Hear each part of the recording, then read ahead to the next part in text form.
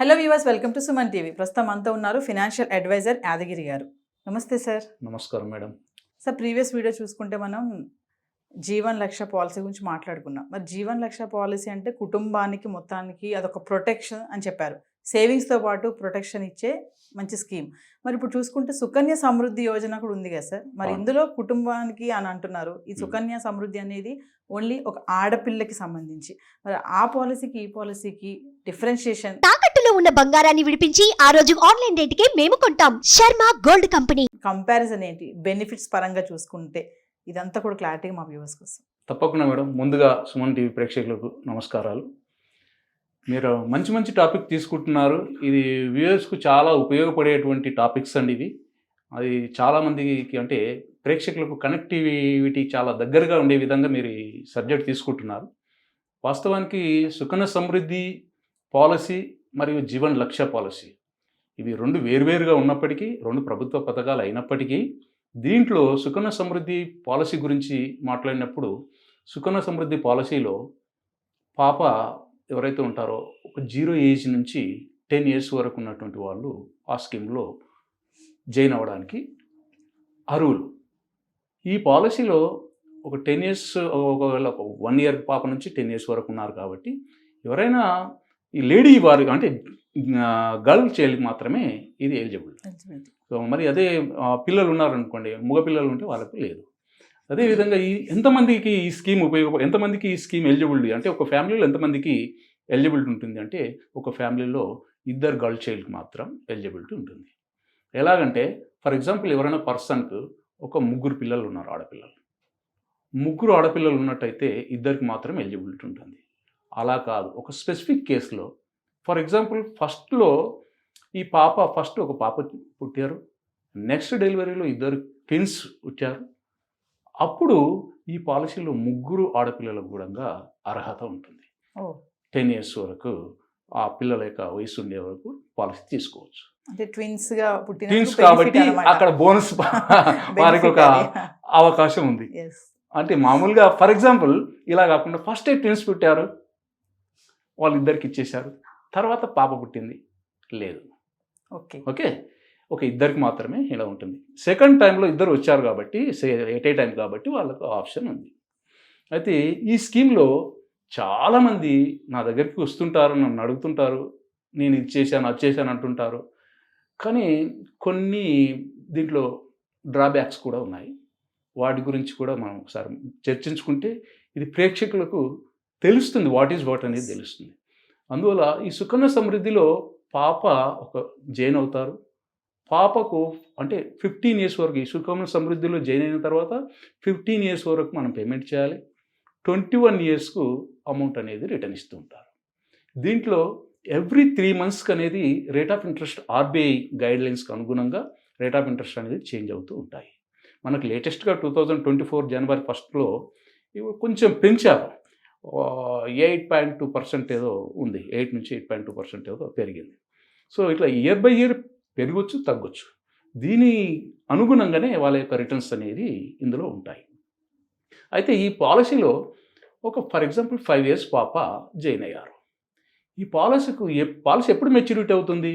నార్మల్గా ఎవరైనా సరే థింక్ చేసే వాళ్ళు ఎలా ఉంటున్నారంటే, నా పాపకు 5 ఇయర్స్ ఉంది, నేను జాయిన్ అయ్యాను, నేను 15 ఇయర్స్ వరకు పేమెంట్ చేస్తాను, 21 ఇయర్స్కి నాకు డబ్బులు వస్తాయి అని అనుకుంటారు. కానీ అది కాదండి.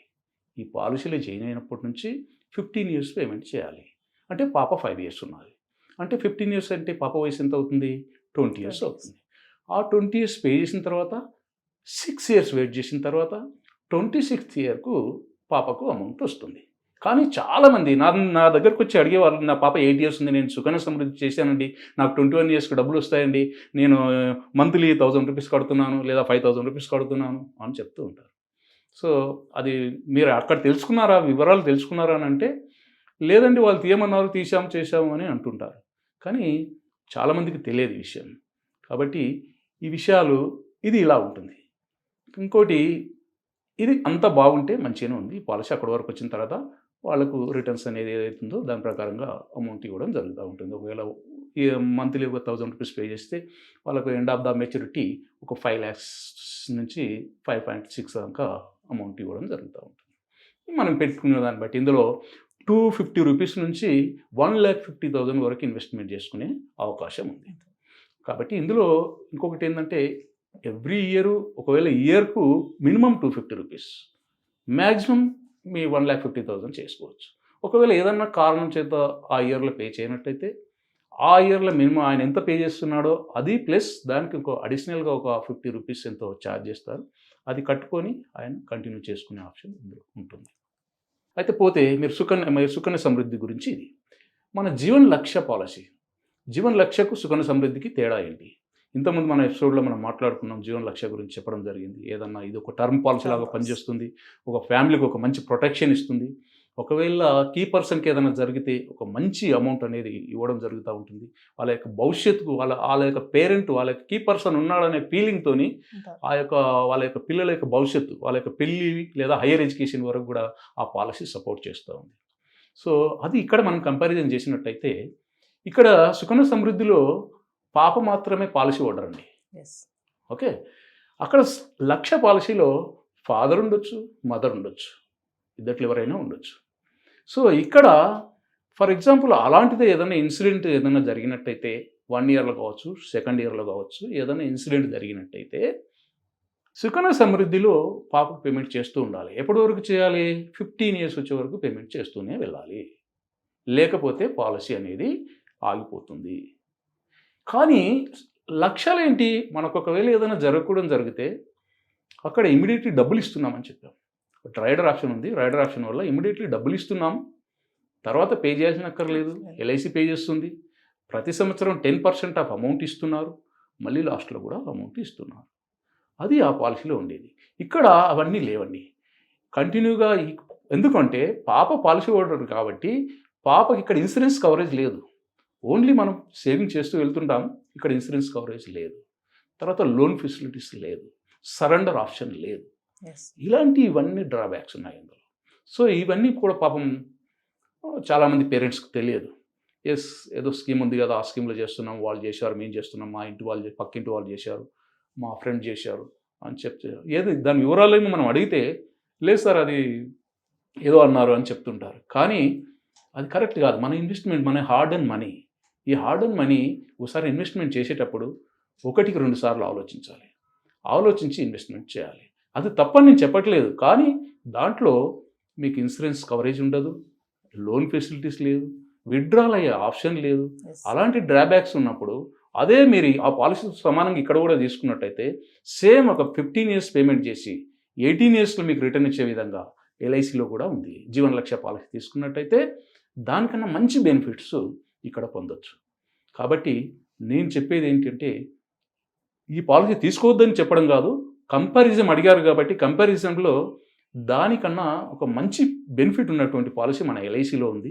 అది జీవన్ లక్ష్య పాలసీ అని మీకు చెప్పదలుచుకుంది. సార్ ఒక విషయం చెప్పండి, మీరు ఇందాక అన్నారు కదా కొంతమందికి తెలియదు, అవగాహన ఉండటం లేదు అనేసి. మరి ఇప్పుడు ఇది చూసుకుంటే సుకన్య సమృద్ధి యోజన ఆ పేరులోనే అట్రాక్షన్గా ఉంది. ఓ సుకన్య సమృద్ధి అంటే ఆడపిల్లకి సంబంధించింది, సో మన డబ్బులు ఏదైనా వేస్తే ఆడపిల్లకి రేపు యూజ్ అవుతాయి.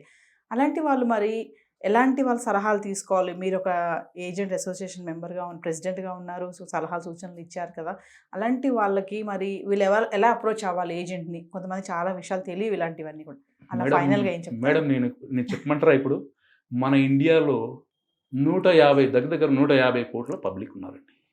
150 కోట్లలో ఇవాళ మనం ఇన్సూరెన్స్ సెక్టార్లో అంటే వాళ్ళని కవర్ చేసింది ఎంత అంటే మొత్తం కలిపితే ఒక 50 కోట్ల మందిని కవర్ చేశాం. ఇంకా 100 కోట్ల మంది కవర్ కావాల్సినటువంటి వాళ్ళు ఉన్నారు. అంటే వీటికి అవగాహన గురించి చెప్పామనుకోండి, వాళ్ళు లైట్గా తీసుకుంటుంటారు. అంటే ఆ టైంకు వాళ్ళకు లైట్గా తీసుకోవడం జరుగుతూ ఉంటుంది. ఎవరైనా సరే నన్ను అప్రోచ్ అవ్వచ్చు, నేను వాళ్ళకి సలహా సూచనలు ఇస్తుంటాను. కానీ మనం ఒకసారి చెప్పినప్పుడు అది థియరిటికల్గా వాళ్ళు ఎలా చేస్తారంటే వాళ్ళకి ఆ సందర్భం రాదు. కాబట్టి మేము ఏంటంటే ముందుగానే చెప్తుంటాము, రాబోయేటువంటి కాలాన్ని 15 ఏళ్ళు 20 ఏళ్ళు బేరీజ్ వేసి రేపు పొద్దున ఏముంది, ఏ సిచ్యువేషన్ ఉంది అనే దాని ప్రకారం చెప్తూ ఉంటాను. అదేవిధంగా ఎవరైనా సరే ఇన్వెస్ట్మెంట్ చేసేటప్పుడు కూడా ఎవ్రీ ఇయర్ 20% గ్రోత్ని మీరు పెంచుతూ ఉండాలి. ఈ ఇయర్లో మీరు ₹1,00,000 పెట్టుబడి పెడితే నెక్స్ట్ ఇయర్లో ₹1,20,000 పెట్టుబడి పెట్టినప్పుడే రాబోయే 15-20 సంవత్సరాల తర్వాత ఇవాళ ఉన్నటువంటి లివింగ్ స్టైల్ని మీరు ఎంజాయ్ చేయగలుగుతారు అని చెప్తాం. కానీ వాళ్ళు అది వినరు. మా ఎల్ఐసి పాలసీలో అయితే మనం ఎంతైతే టర్మ్ తీసుకుంటామో అంతవరకు సేమ్ ప్రీమియమే ఉంటుంది. మేము ఒకసారి చెప్పినప్పుడు అబ్బా ఇంత ప్రీమియమా అని అడుగుతుంటారు. సో అది ఇక్కడ నుంచి రాబోయే 15 సంవత్సరాలు 20 సంవత్సరాలు ఇదే ఉంటుంది సార్. థెరిటికల్గా వాళ్ళు ఏం చేస్తున్నారంటే లైట్గా తీసుకుంటూ ఉంటారు. అంటే మేము రాబోయే 15-20 సంవత్సరాలకు సంబంధించినటువంటిది ముందుగానే మేము అంటే ఆ ఏజ్ వచ్చేటప్పటికి ఈ అమౌంట్ వస్తుంది, ఈ అమౌంట్ ప్రకారంగా ఇన్ఫ్లేషన్ బీట్ చేసే విధంగా వాళ్ళ యొక్క రిటర్న్స్ ఉండాలి అంటే ఎవ్రీ ఇయర్ ఎవరైతే ఇన్వెస్ట్మెంట్ చేస్తున్నారో వాళ్ళకు ఒక 20% వాళ్ళ యొక్క అమౌంట్ను పెంచుతూ వెళ్ళాలి. అప్పుడు మాత్రమే ఇవాళ మనం ఏదైతే లైఫ్ స్టైల్ మనం జీవించగలుగుతున్నామో ఆ 15-20 సంవత్సరాల తర్వాత సేమ్ లైఫ్ స్టైల్ మనం ఎంజాయ్ చేయగలుగుతాం. కానీ మనం ఏదైనా పాలసీ గురించి చెప్పి కొంచెం ఎక్కువ ప్రీమియం మీద కట్టుకోండి కొన్ని సంవత్సరాలు 2-3 సంవత్సరాలు మీకు కొద్దిగా హార్డ్గా ఉన్నా రాబోయే సంవత్సరాల్లో మీ యొక్క ఇన్కమ్ పెరుగుతూ ఉంటుంది కాబట్టి అప్పుడు మీకు స్మూత్గా ఉంటుందని చెప్పినా కూడా వాళ్ళు వద్దండి అంత ఎక్కువ ఇంత ఎక్కువ అది ఇదని చెప్తూ ఉంటారు. లాస్ట్కు at the end of the మెచ్యూరిటీలో చూసుకున్నప్పుడు అబ్బా అవును కదా అప్పుడు చెప్పారు మీరు. చాలామంది నా క్లయింట్స్ కూడా చాలామంది ఏం చేస్తారంటే అవును సార్ మీరు ఆ రోజు నాడు చెప్పారు కానీ మేము వినలేదు, ఐలైన్ ఉంటే ఇంకా బాగుండేది అని చెప్తూ ఉంటారు. సో అందుకని నేను ఇప్పుడు చెప్పేది ఏంటంటే మీ ప్రేక్షకులందరికీ కూడా నేను చెప్పేది ఏంటంటే మీరు దీనికోసం కాదు రాబోయే 20 సంవత్సరాలకు 15 సంవత్సరాలకు మన యొక్క గోల్స్ ఏంటి, మనం ఎక్కడికి రీచ్ అవ్వాలి, ఎంత ఈ రోజు నాడు ఉన్నటువంటి ప్రకారంగా రేపు పొద్దున 20 సంవత్సరాలకి ఎంత ఖర్చు అవుతుంది, ఎంత అయితే మనం ఆ గోల్ని రీచ్ అవ్వగలుగుతాము దాన్ని బేస్ చేసుకొని మీ యొక్క ఇన్వెస్ట్మెంట్ చేసుకోండి. ఆ ఇన్వెస్ట్మెంట్ చేయడం వలన రేపు పొద్దున మీరు యొక్క సాఫీగా మీ యొక్క జీవితం అనేది జరగడానికి ఆస్కారం ఉంటుంది. Thank you sir. Thank you madam. Thank you very much.